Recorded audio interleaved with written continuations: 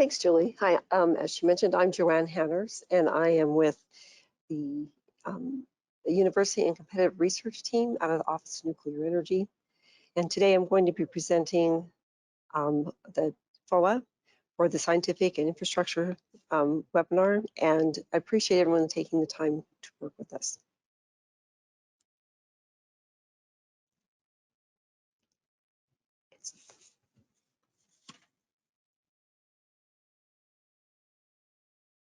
It's not, sorry, it's not a, can't see the presentation. Oh, there we go. Okay, thanks, Julie. A little technical difficulty. We can get through it. So here's what we're going to be reviewing in this presentation. We're going to go over NSUF integration, reactor upgrade, general scientific infrastructure, some pitfalls to avoid. Now, the funding mechanism, we are issuing grants through the DOE ID office through their procurement section. And then also that funding is delivered from DOE Nuclear Energy. We have two different opportunities we always have had. One is reactor upgrades and the other one is general scientific infrastructure. They can find the FOA at www.grants.gov. Now you're going to submit your applications at neap.gov. And if you want additional information, you can go to nsuf.inl.gov. And I just want to remind everybody that the FOA is pending approval. So any information we may give you or that you may have heard, you need to make sure that you do read the final FOA once it's posted at grants.gov to make sure you have the latest information. So we're anticipating to release the FOA August of 2022. We're waiting for final approval to do that.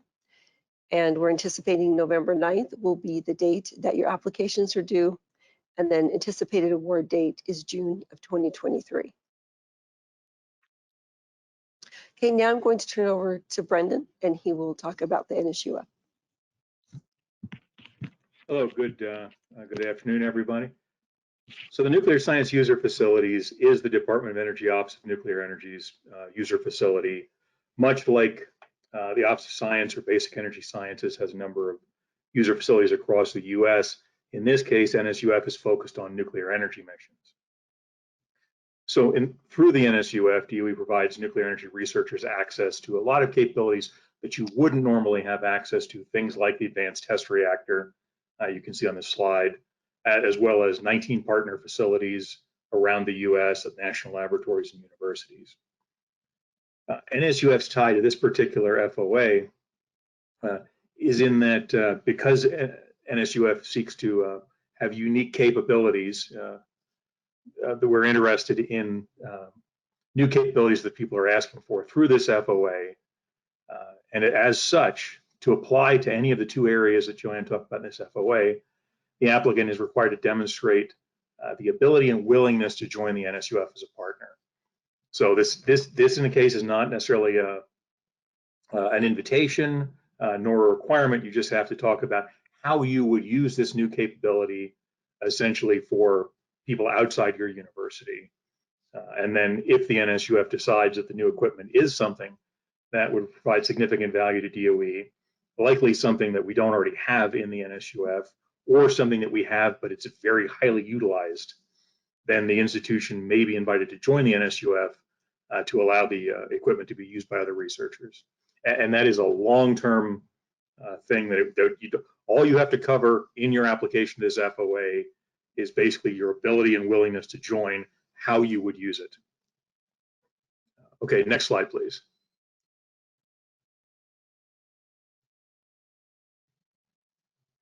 Thank you. As Joanne mentioned, there are two areas in the FOA. These are the traditional areas. One is for university research reactor support, and the other is general scientific infrastructure support. I'll talk about those individually. Next slide, please. So university reactor upgrades, the anticipated budget for the entire FOA is $5 million again. Either of the two work scopes could take all of that in a single or multiple project. So we have it down as $5 million as the maximum award. We expect them to be no more than about $1.5 million, which is about the largest size award we've seen historically. Control consoles for reactors is one of the larger things that's typically asked for in this work scope, and those range from about $1 million to almost 1.5. So that's where we expect to see awards, but you can certainly ask for one that would take it the whole way. Generally, though, several smaller awards are made, usually in that $2.5 million budget, maybe 8 awards or something like that. You can look back at the NEUP website to see what was awarded historically. For both of the work scopes, the period of performance is typically 1 year, although we've certainly seen with a lot of the reactor upgrade work, the lead time on the equipment could be a year. So if you need additional time to get your work done, please request that in the application and, of course, justify why you need that additional time. As far as eligibility, it's the educational reactors fueled by the Department of Energy. So that list is in the beginning of the FOA. There are 25 reactors at 24 universities, and each institution can supply one application per reactor. So the university that's lucky enough to have 2 reactors, they can submit one application for each of their 2 reactors. Everyone else can submit one. Next slide, please. Thank you. The research reactor upgrades review criteria are the same as they were last year, primarily because the mission of this work scope is to deal with safety and security of these reactors. That gets 55% of the criteria. This is all the technical review part. And you can see the 2 really important lines there: enhancing the safety, performance, control, or operational reliability, or this quality, safety, and security, or efficiency of the operation. So these are the things that are really central to operating a reactor. Not so much necessarily what research it can do, but basically that it can run safely and efficiently and have good reliability throughout its lifetime. A lot of these reactors are quite old. The newest one, I think, turns 30 this year. So we've got reactors that are 60 years old as well. So this is a major portion of the work. And then 15% each to impact, utilization, and execution of the project. And I would mention that execution is very important to the reviewers. That's essentially, can your team carry out the project? So please make sure that you provide elucidation in your application with regard to these 4 criteria. The next slide, please. Thank you. So going on to that number one, that 55% about safety, security, and operational reliability, we know that the consoles, the equipment itself, and the spare parts are created by a few vendors, and we're looking at losing one of those major vendors in the next couple of years. They've already announced they're going to be shutting down. So in this area of focus is the same as it was last year, in that we're putting a high priority on getting parts and hardware for these control consoles. So those applications are particularly sought after, as well as proposals to support continued long-term operation. So the department has put a lot of funding into replacing control consoles over the last really 20 years, and this is building upon that. Okay, next slide, please. Okay, so the second work scope we've got is the general scientific infrastructure, which in short is pretty much everything else that supports the nuclear energy mission except for the research reactors. So this slide looks a lot like the other one did, in that you could theoretically get all the funding in a single award for this, but the anticipated award size is really about $250,000, and that has to do with the cost matching requirement above $1 million. We have a specific slide on that I'll cover. Same issue is the period of performance. It's typically 1 year, but if you need additional time, just request it and justify it. This is not quite as big of a deal as it is for the reactor ops, because this is sort of a larger market, but the same thing. Because you can get a limited number, really I think 1 extension for this, ask for as much time as you need in the beginning. All the US universities are eligible to submit applications, but we have a limitation of one application per institution to this area. So you can submit, if you have a research reactor at your university, you can submit one research application from your university and one general scientific infrastructure application. The estimated funding level again for this is $2.5 million against a $5 million total budget for the FOA. Okay, next slide, please. Thank you. The general requirements for this work scope, we're looking for equipment, software, instrumentation, non-reactor upgrade requests again. So if you think it can fit in the reactor upgrade section, that's probably where it should go. But this is to support nuclear energy related research and development or education. So there's been a fair amount of discussion over the years about the value of a research focused application for one of these infrastructure awards or education. And that's actually been clarified a little bit in this year's FOA. So both sides will be entertained. So specialized equipment, classroom, teaching laboratories, once again, emphasizing non-reactor research. And again, focusing really on the sharing of equipment, the user facility, mission, infrastructure requests to support basically sharing of the equipment used by multiple campuses of a single university or ties in with the national labs are also encouraged. Okay, the next slide, please. Thank you. We do have some focus areas. They are the same as last year.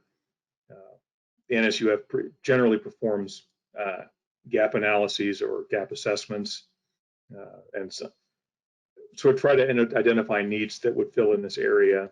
There's not really anything specific other than we do look for capabilities to perform work on irradiated or radioactive material, non-alpha emitting. So those are particularly of interest to the NSUF and therefore for this FOA. Next slide, please. Thank you.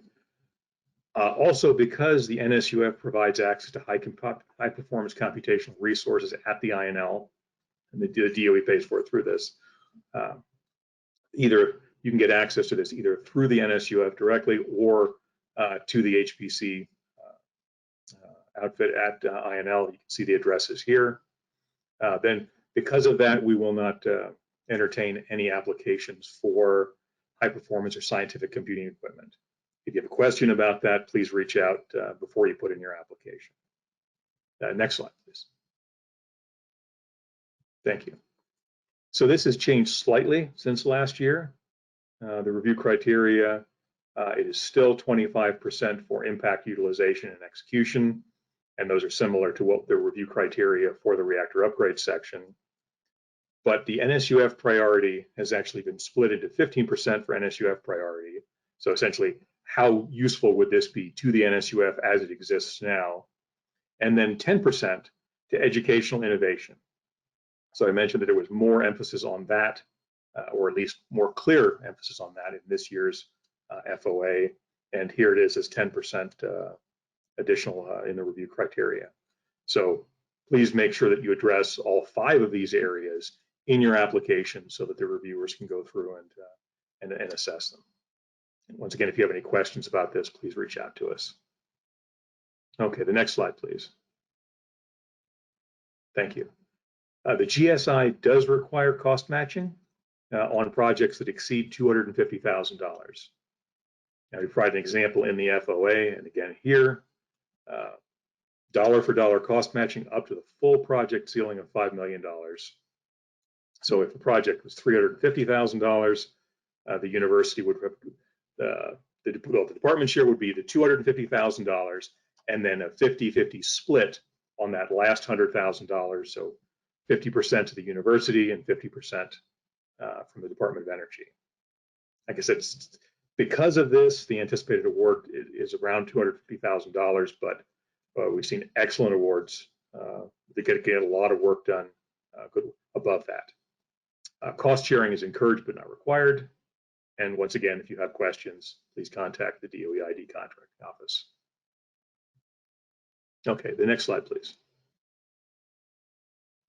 And then finally, some issues that we've seen that come up. This is particularly for the GSI, the General Scientific Infrastructure. Words from the FOA, individual, discrete, and definable items or capabilities. So we've seen applications in the past that ask for a lot of unrelated equipment, and I know that is tied to the fact that we restrict the number of applications from each university to a single one. But the idea is that this application should be focused on something. Obviously, we've got the same issues that were in the FOA, attracting and maintaining high quality students, research and education capabilities, enhancing the institution's abilities to perform R&D and education relevant to DOE-NE's mission. Focusing on a single synergistic goal or capability.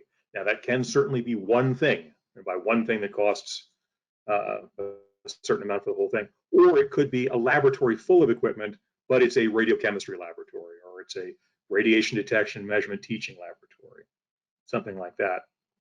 So like I said, if you have questions, reach out. We won't be able to comment on the sort of the strength of your application, but might be able to give you some insight on that. And certainly any questions that are asked will be posted to the NSUF website for everyone to see. Also, try not to duplicate existing capabilities. So you can go onto the NSUF website either directly from their main page or here on this NSUF infrastructure page, where you can search for specific capabilities and see if they exist elsewhere. If you are going to do this, I would recommend that you justify in your application why you're duplicating something that already exists. And there could be a variety of very good reasons for that, but please do call them out. And then, of course, tie to any of the DOE-NE program relevance, or in this case, also the mission relevance. And then our final slide, we have the points of contact for this FOA. Myself for technical questions, and I can be reached at that NSUF address, or you can get my personal email address from the NSUF page. You can look at the infrastructure FOA Q&A section, also at that page of the NSUF. Procurement questions, you can reach out to Andrew Ford, but the applications will be done at nup.gov. That's all I have for this. Thank you very much for listening. Let me know if you have any questions. Hi, Brendan, thank you. We do have one question, and I'll read it to you now. Unfortunately, it appears that several types of NE research don't seem to fit within the NSUF mission, an example of that being thermal hydraulics, but it requires a reasonably expensive equipment. So does that mean that proposals under these topics will always be hindered by a lack of ability to be valuable to NSUF or general infrastructure? So I will say the current NSUF mission, and you'll hear about more about that in an hour from Simon Pimblott, are focused on radiation effects of nuclear fuels and materials. But the direction of the NSUF is set by the Department of Energy Office of Nuclear Energy. So as it stands now, then the answer is probably yes. Thermal hydraulics application will fare worse in this than one focused on radiation effects of fuels and materials. But that can certainly change with direction from the DOE. Thanks, Brendan. Another question came in. Is there a funding vehicle for intangible services-based projects which expand capabilities of the university reactors as a community? That's an excellent question, and one that was brought up. I mentioned the NSUF gap analysis. We did a study back in 2019 with the help of the research reactor community. And that was one of the things that was brought up, is that they do need infrastructure, but they also need some other things. And the answer right now is no. There is nothing, I think, focused on that, but I do think there are some opportunities to create things like that. Okay, thank you, Brendan. That was the last question. Thank you very much. Sure.